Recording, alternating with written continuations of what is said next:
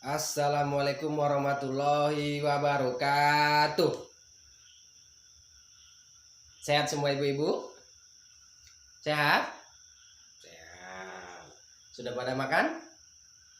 Sudah, syukurlah kalau begitu. Oke, baik ibu-ibu. Terima kasih ya sudah menyempatkan hadir dalam pertemuan P2K2 pada siang hari ini ya. Terima kasih juga kepada Ibu Ketua Kelompok ya yang telah bersusah payah menghubungi anggota dan menyediakan tempat bagi kita untuk dapat berkumpul dalam pertemuan kelompok bulanan kita, di mana ibu-ibu semua yang datang di sini tergabung dalam kelompok ibu-ibu anggota PKH semua ya ibu-ibu. Untuk itu saya ucapkan terima kasih ya, jangan pernah bosan untuk menghadiri ini karena memang ini adalah bagian dari tanggung jawab ibu-ibu ya, kewajiban ibu-ibu untuk hadir di sini karena memang ibu-ibu sudah mendapatkan haknya kan. Jadi antara hak dan kewajiban itu kan berjalan seiringan gitu. Ibu sudah dapatkan haknya, sudah dapatkan nilai bantuannya yang dari PKH-nya, jadi ibu harus datang ke sini. Gunanya untuk ke sini adalah mendengarkan paparan materi ya, mendengarkan ilmu yang akan kita sampaikan ya, nanti saling berbagi ilmu ya ibu-ibu. Ketika nanti ada yang agak salah penyampaian saya, mohon diperbaiki kembali karena mungkin pengalaman ibu-ibu ini sudah banyak dibandingkan dengan saya. Saya hanya menyampaikan materi ini, mudah-mudahan dapat diterima ya, dapat dipraktekkan nanti di rumah agar ada manfaatnya dan diceritakan nanti kepada anak dan suaminya di rumah ya. Dalam kesempatan bulan kemarin atau dalam pertemuan bulan kemarin ya, kita namanya itu sudah ada membahas tentang mengenal penyakit ya, penyakit menular, penyakit yang bisa membahayakan dan mengakibatkan meninggal. Jadi dalam kesempatan ini, sesi ini kita akan membahas namanya pentingnya kebersihan bagi diri kita dan bagi lingkungan ya. Jadi kenapa itu penting? Ada yang tahu ibu-ibu?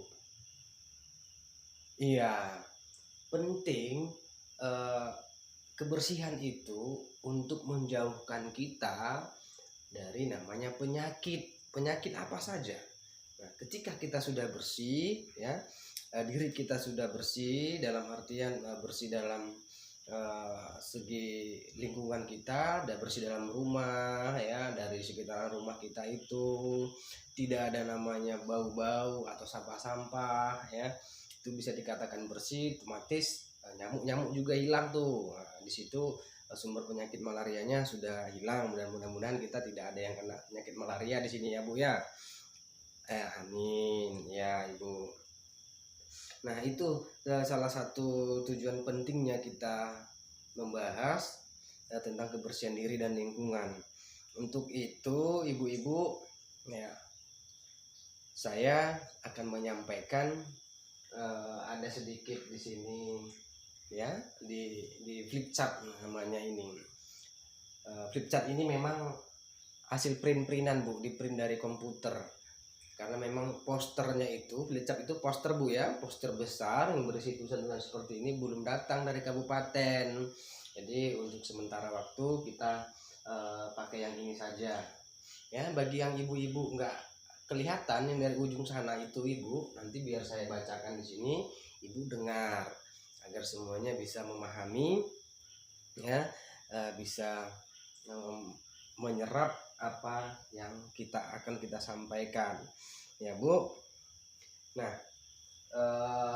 di sini ada namanya sanitasi berbasis masyarakat ibu-ibu ya. Sanitasi berbasis masyarakat. Ibu-ibu tahu apa yang dikatakan, yang dimaksud dengan sanitasi? Nah sanitasi itu adalah untuk pembuangan limbah limbah dari limbah rumahan lah, contoh pembuangan dari kamar mandi atau dari toilet ya. Nah itu yang berbasis dengan masyarakat itu yang tidak mengganggu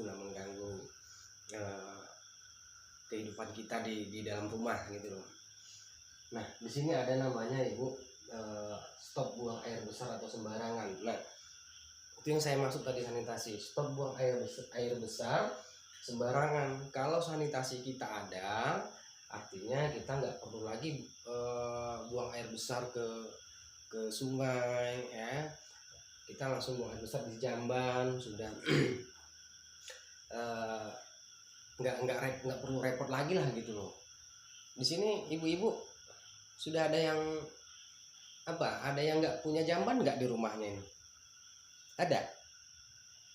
Oh iya. Begini Ibu, kalau memang Ibu belum ada jamban di rumah, itu kan bisa menggunakan jamban gali tuh Bu, digali. Nah supaya pembuangannya itu tidak menyebar ke sumber air minum.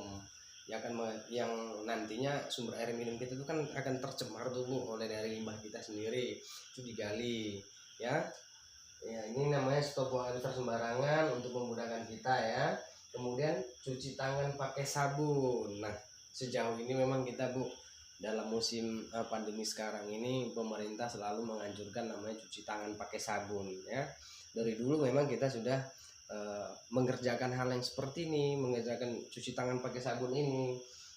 Tapi sekarang kita harus menggalakkan lagi, membiasakan lagi setiap mulai aktivitas kita yang sudah kita lakukan, kita harus mencuci tangan pakai sabun. Nah, kemudian mengelola air minum dan makanan rumah tangga. Nah, ini dia tadi Bu, ketika jambannya ada, kan tidak mengganggu sumber air minumnya, dan makanan rumah tangga kita ini terjaga dari limbah-limbah tersebut ya. Kan higienis namanya itu, supaya bersih lah, nggak terganggu dari limbah-limbah yang menyebabkan bakteri-bakteri banyak lah ya Bu. Nah kemudian setelah itu mengamankan sampah rumah tangga. Nah sampah rumah tangga ini bisa dari berbentuk plastik, ada namanya daun-daun itu, kalau langsung dibakar, dibikin tong sampahnya, digali. Jadi itu tidak menyebabkan sesuatu yang menyebabkan bau yang tidak enak lah ya Bu. Jadi harus dikelola, diamankan itu sampahnya. Nah kemudian mengamankan limbah cair dari rumah tangga. Limbah cair yang seperti ini yang dimaksud ya limbah seperti pembuangan kamar mandi itu Bu. Pembuangan kamar mandi itu kalau bisa jangan mengendap di situ airnya, jangan tergenang ya. Dibuat mengalir, dialirkan ke selokan atau ke paret. Jadi air itu akan mengalir terus ke sana, tidak menimbulkan jentik-jentik nyamuk nantinya di situ Ibu. Oke ibu-ibu, ini adalah sanitasi berbasis masyarakat ya. Mungkin saya rasa mungkin ibu-ibu semua sudah menjalankan yang seperti ini, tapi ke depan harus ditingkatkan lagi pengelolaannya ya, dibicarakan lagi dengan suaminya, apa yang belum ada di rumah nanti bisa dikerjakan di rumah. Oke. Nah kira-kira Ibu, kenapa sih kita harus menggunakan sabun itu ya? Nah di sini juga ada nih buat pentingnya cuci tangan pakai sabun. Sebenarnya Bu, kita menonton film nih, karena memang kita kelengkapan kita belum ada, seharusnya kita pakai laptop, kemudian pakai infocus tuh yang menampilkan layar besar ya, nanti ibu bisa nonton di situ. Karena itu belum ada, kita langsung saja ke sini ya. Ini adalah pentingnya cuci tangan pakai sabun. Nah di sini ibu-ibu ada 5 langkah cara mencuci tangan pakai sabun yang baik dan benar. Nah seperti yang saya katakan tadi, kita dari dulu memang sudah cuci tangan pakai sabun gitu kan. Dan ini akan kita ingatkan lagi kepada ibu-ibu, dan ibu juga mengingatkan lagi anak-anaknya ibu, suami-suaminya ibu di rumah, setiap sesudah beraktivitas haruslah menggunakan sabun untuk cuci tangan pakai air mengalir begitu ya, jangan dikobokan habis itu dipakai lagi ke orang lain, jangan seperti itu. Mungkin kebiasaan-kebiasaan itu boleh dirubah ya ibu-ibu. Nah di sini dia bu, pentingnya cuci tangan pakai sabun ada 5 langkah cara mencuci tangan pakai sabun yang baik dan benar. Yang pertama ya, yang pertama ibu-ibu basahi tangan seluruhnya dengan air bersih yang mengalir ya, dibasahin nih. Ini ada saya contohkan, ini ada keran, kita basahin ya, kita basahin tangannya, kemudian kita gosok pakai sabun telapak tangan dan sela-sela jari. Ini telapak tangan dan sela-sela jari begini ibu-ibu. Nah kemudian bersihkan bagian bawah kuku. Nah ini nih bu, bawah kuku yang seperti ini yang harus kita bersihkan. Ketika kita sudah beraktivitas nih, banyak ada hitam-hitamnya kan di situ, jadi itu harus kita bersihkan.